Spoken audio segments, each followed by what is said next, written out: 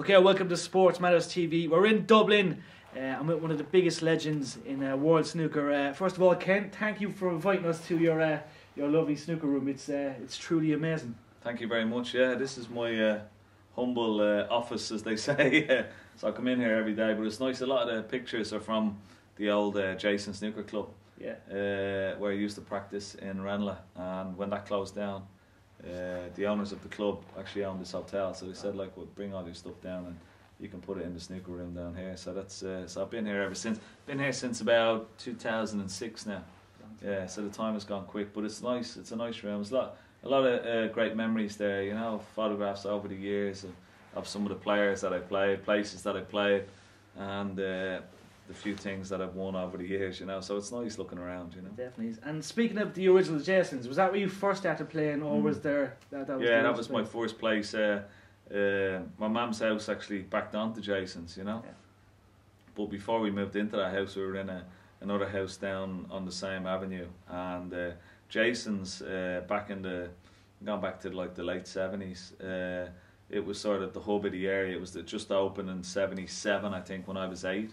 It had a jukebox, a pool table, Space Invader machines, you know, and it was just a cool place to hang out for. I wasn't allowed in initially.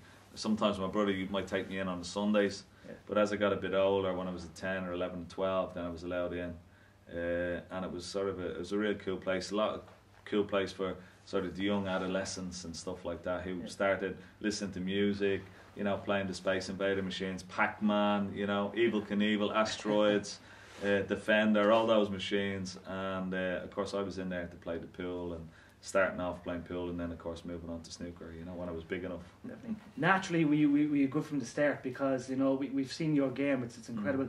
Did you pick it up fairly fast, or was it just... I must have, yeah. I mean, I started off, I got a snooker table from Santa. It was at the bottom of my bunk bed one Christmas morning, and I was sort of hooked ever since. I never had any coaching, like, when I was, you know, that age. So my brothers used to play, and I used to just play with them. So I sort of picked it up just from watching TV and watching them and watching other players play. And it wasn't until I was about 13 that I started to have a coach, you know. But it wasn't not really a technical coach. It was just more just talking about the game, tactical, and sort of being aware of the situations in matches and stuff like that, you know. So that was quite good. But yeah, I must have sort of picked it up. I mean, initially when I started playing, going into Jason's, because I was still quite small, so they gave me a biscuit tin to stand on, you know. So I used to kick the biscuit tin around the snooker table, play a shot, and then kick it around to play my next shot, you know. And it was quite funny, because when I started beating all the guys that were much older than me, you know, my brothers who were, you know, 8 or 10 years older, the biscuit tin went missing, you know. They hid the biscuit tin on me. They made it a lot more difficult for me, but it was, there was some good days. Definitely. As an amateur, you won pretty much everything. What was it like, obviously, being an amateur and doing so well? Because, you know, you won the under-21s. You know, it was just, you were making... I remember my granddad telling me the stories, like, you know, hearing, you know, the news that a lad from Dublin was doing so much damage in the amateurs. What was it like to achieve all that greatness as an amateur? Yeah, I mean, my first competition, national championship that I played in, was when I was 13. Yeah. And it was the boys under 16 championships. It was out in Finglas. And it was like, that was my first sort of introduction. I ended up winning the tournament, you know. Yeah. And that was 1983. And from then on, like, progressing from the under 16s, under 19s, under 21s, right up then through the amateur level. It was a great confidence booster, you know. I was playing all the time, you know. I'd get in off the bus from school, the bag would go under the table, and I'd be in Jason's until, you know, my mother would have to come around and chase me out with the wooden spoon for dinner. But I was getting some great experience, you know. I was playing in these competitions. The owners of Jason's Snooker Club were sponsoring me. They were giving me some free practice, which I couldn't afford in any way. And also they started sponsoring me when they saw that I had some sort of potential, sponsoring me into tournaments, like national tournaments and stuff like that. So I was able to play in them without having to worry about the sort of the financial constraints of it. So that was a big help. But I think, you know, winning and playing a lot, it sort of was giving me great confidence, you know. And I was, you know, I sort of rose through the ranks very, very quickly. Indeed. Like as you said, sponsorship always helps. It's probably essential for young lads these days to try and get that sponsorship as well. You made that big turn in to become a professional, and you made an impact pretty much straight away. Like the Welsh Open, you know, there was so much achieved. What was it like to make the crossover first of all? I know Anthony O'Connor in Cork. That, you know, he was always telling me the stories of, you know, you both went to the UK quite a lot. It was a big transformation. It was, yeah. Well, I mean, Anthony and I actually we went over together and we stayed with Anthony's mother's cousin, who lived in London, and who gave us free digs. But she was living in southwest London, and we were getting free practice in southeast London or Essex way, like, you know. So it was like it was 30 stops on the tube. It was a bus from Barking Station to Wilford. It was another bus from Milford up to the snooker club. Then we'd stay there all day, and then we'd have to come back on the two buses, back onto the tube for another 30 stops. It was like a 2-hour journey there and back. So it was a 4-hour journey altogether every day for free practice. So it sort of made sense then for Anthony and I to move over somewhere near the snooker club. And try and get some digs over that way. But that was back in 1988. We both went together, and then a few of the other lads followed us over, and eventually we started to get around, like rented apartments and stuff like that. But it was quite difficult in those few years before. Like I didn't turn pro till 1990, so for 2 years over there trying to play in pro-ams, trying to scrape a living, you know, didn't have 2 pennies to rub together. But I was trying to win money and playing snooker on the amateur circuit, where there wasn't that much money, but it was still great experience. And Anthony and I and some of the other lads from Dublin that came over, we had some great fun, you know. Can only imagine. Like I remember, I've talked to players in the past, and you know the way you hear, like, you know, money games and halls. Would that be something that you'd have to do back then to try and make a few pounds? We didn't play a lot of money matches. I mean, we played guys for, you know, 5 or 10 per frame, something like that, which is quite a lot of money those days, and sometimes money that we didn't have, like, you know. But we used to play in pro-ams, and then the odd time we'd play a few money matches, but they weren't as prevalent as they might have been, like maybe back here. But of course you couldn't get a money match here because nobody would play it, you know, because so over there there was a lot more. You were only a small fish in a big pool over there. We scraped and we scrawned and we borrowed and we played snooker, and you know, we eventually we all sort of turned pro in around 1991, 92. Great years, and so much more was achieved from then on. Of course, you became world champion. You reached 2 other world finals.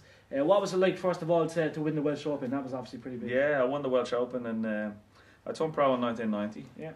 And I won the Welsh Open in 1993. That was my first ranking tournament.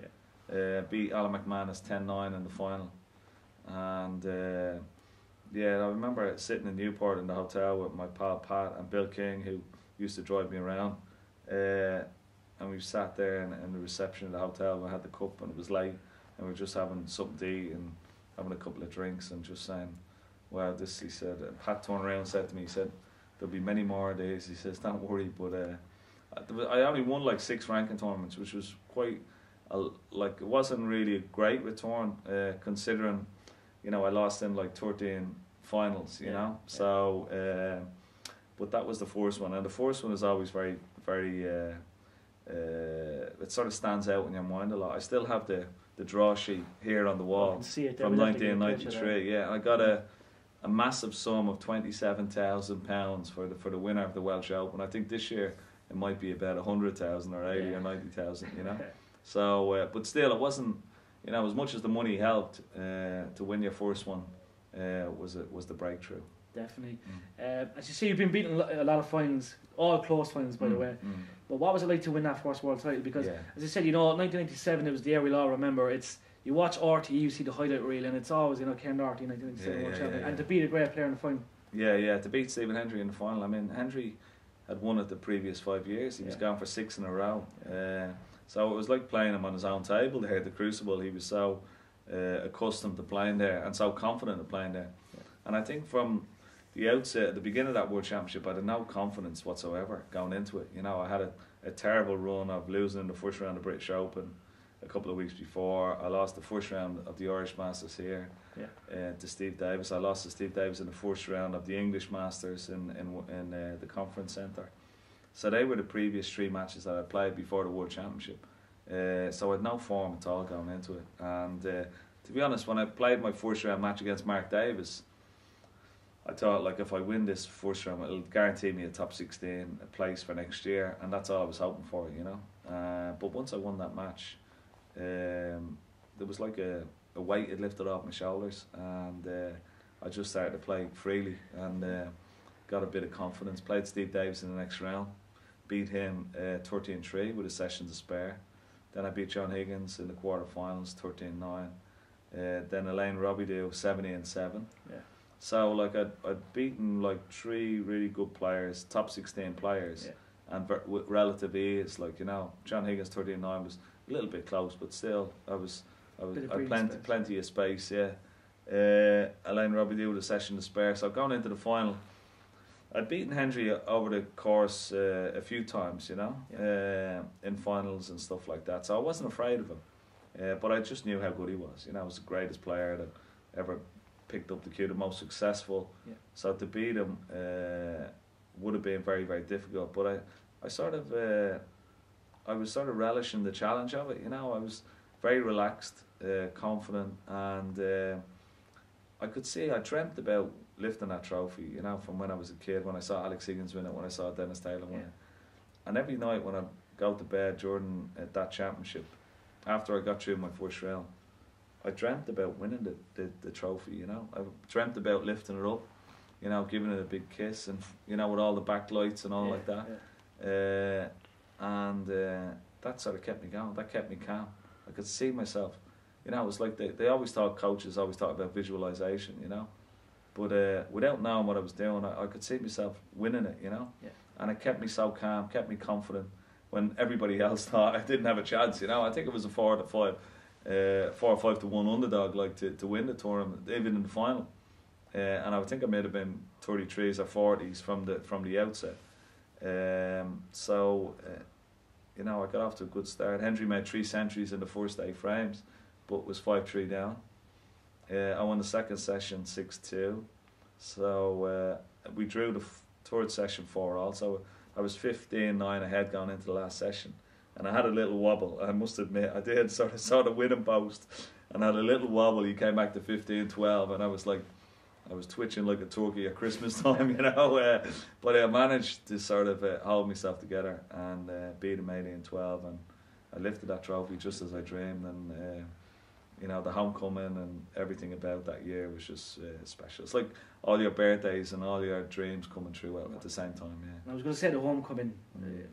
What I said, like, it was incredible. It was incredible. I never expected it, you know. I mean, I've got pictures here of the open top buses, and you know, all the family and friends coming through the streets of Dublin, and I never expected it, you know, because actually Tony O'Donoghue from RTE was over there covering the World Championship, and the final finished on the bank holiday Monday, the 5th of May, and I was booking my flights to come back the next day. Yeah. And he said to me, he said, listen, can you hold off for a day or so, because they're trying to organise maybe a little bit of a sort of a homecoming for you, you know? So I says, are you sure? Yeah. He says, yeah. He said, it's been massive. He said, in Dublin and Ireland. He said, the whole country was watching. RT took the pictures of the final session, so the whole country, because even back in 97, certain parts of the country may not have had BBC, you know, so couldn't have actually seen it live. So RT bought the rights from BBC, so the whole country could see it on RTE, and it was the first time they'd ever done that for the World Championship. So that's what had such an impact, you know. And he said, yeah, the whole country was absolutely buzzing. He says they want to throw like a proper homecoming for you, you know, that was fitting for the national team, like when they played in the World Cup in 1990 and 94. And I said, wow, I never expected that, and I didn't. And I couldn't believe what I, you know, when I came back, I was just like dumbfounded, you know, because like people were lining the streets, cars were stopping, they were beeping the horns, people hanging out of the office block windows, and then there was a big sort of a big reception in the Mansion House in Dublin then to finish. So it was quite funny. I bumped into the chief superintendent of police commissioner from Harcourt Street, and he said to me, he said, I want to tell you something. He says, you know, between the hours of 7 and 10, he says, on my call like Monday when you were playing that final, he said, we didn't have one call into Central Police Station in Dublin. And I says, you're joking. He says, yeah, even the girls on the switchboard thought the phones were broken or something. There was something down. But there wasn't. He said there wasn't one phone call for 3 hours. Normally we get phone calls every few minutes, he says. And he said, Doherty, you should be on television more often. He said, you'll make my job a hell of a lot easier, you know.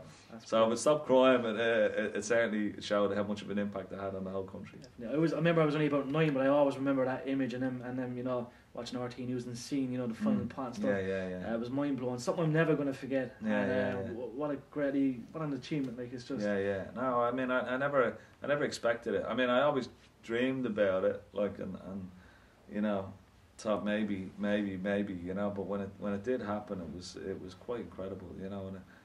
And I took the cup and I brought it into my mother's house. And it sat proudly on top of the TV, you know. Yeah. And she used to wipe it clean and keep it nice and shiny because people would be tapping on the window saying, "Can we come in and get a picture with it?" And every morning I'd get up, I'd come down and before breakfast I'd go in, lift it up, give it a big kiss. You know, it was fantastic. Magical stuff. Yeah. Like the game, it's still huge. Everyone, you know, like obviously, you know, we've seen a lot of changes and stuff. Like a question I've always wanted to ask, I'll always ask a snooker player if I assume. You know the way the Crucible is so historic. Yeah. There seems to be a lot of pressure maybe in China to get the game out there and maybe have a world championship out there. Do you reckon that could happen? Is this something that will... I don't think so. Think so. I mean, there's certain things that money can't buy, you know. You cannot buy history and you cannot buy nostalgia, you know. And the Crucible is steeped in the history of the World Championship. It's 41 years it'll be coming up to now, this year.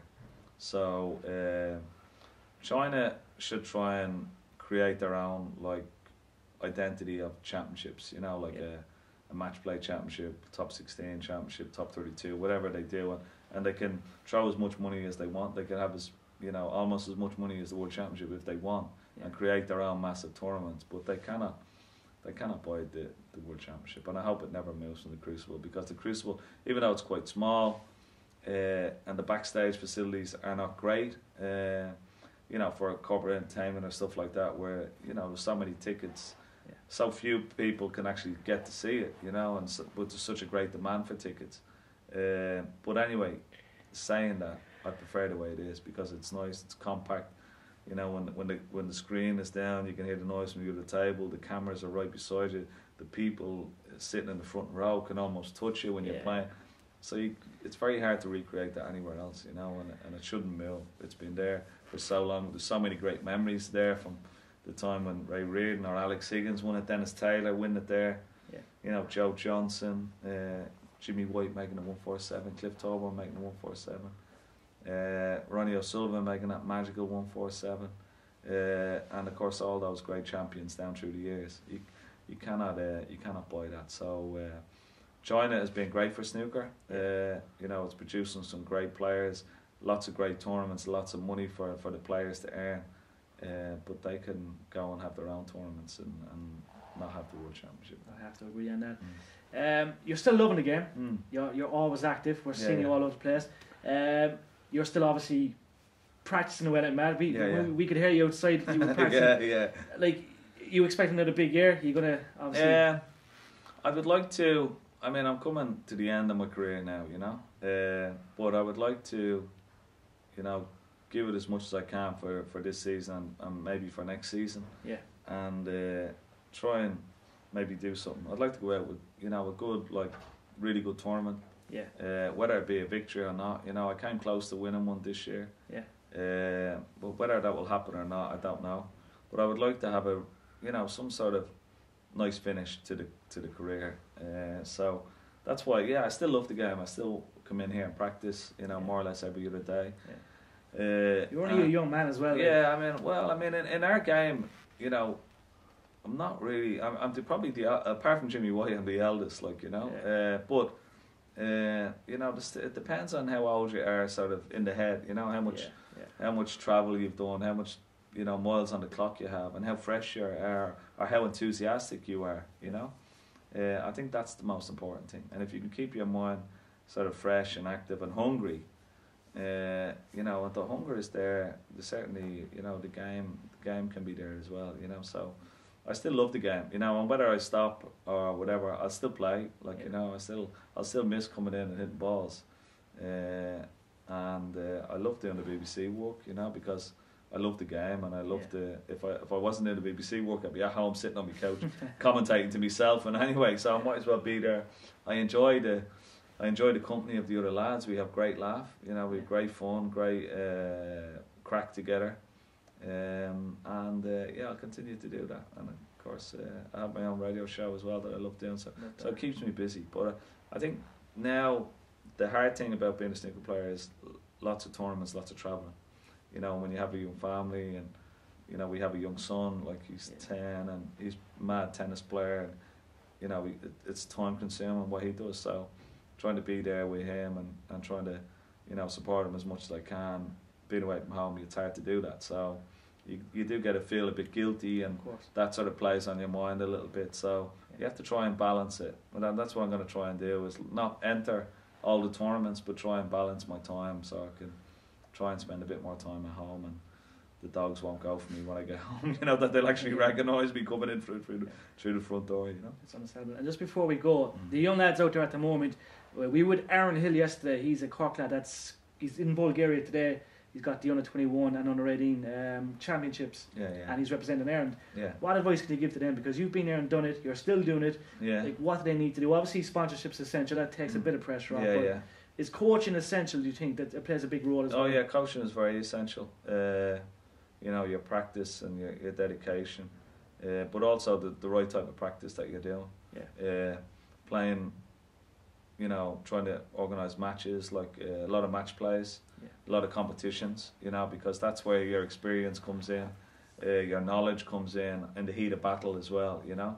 So if you are practicing, like, practice a little bit on your own, practice your drills, and then try and, you know, play organised matches with other guys of your standard, or a bit better if you can. It's better for you, because there's no harm in getting beaten up a few times as long as you're learning.